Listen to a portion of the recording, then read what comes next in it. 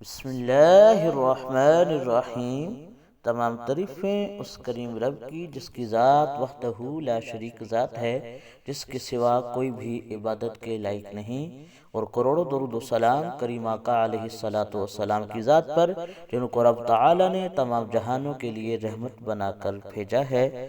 محمد Talha official کو دیکھنے اور سننے والوں وطن بہنوں اور بھائیوں، السلام علیکم ورحمۃ اللہ وبرکاتہ۔ ہم امید کرتے ہیں آپ حضرات خیریت کے ساتھ ہوں گے۔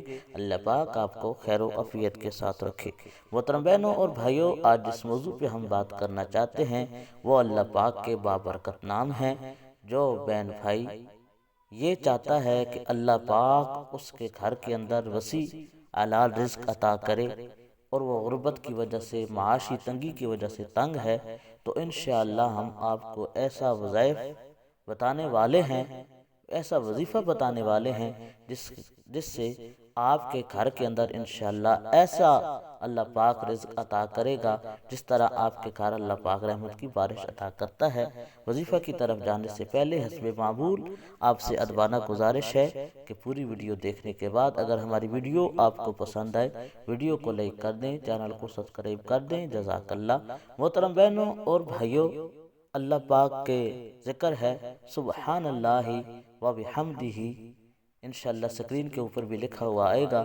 وظیفہ کرنے کا طریقہ یہ ہے کہ اول آخر آپ نے 11 مرتبہ درود شریف پڑھنا ہے، اور روزانہ سبحان اللہ و بحمدہ کا وظیفہ 500 مرتبہ کرنا ہے۔ روزانہ آپ نے یہ وظیفہ 41 دن لگاتار آپ نے کرنا ہے۔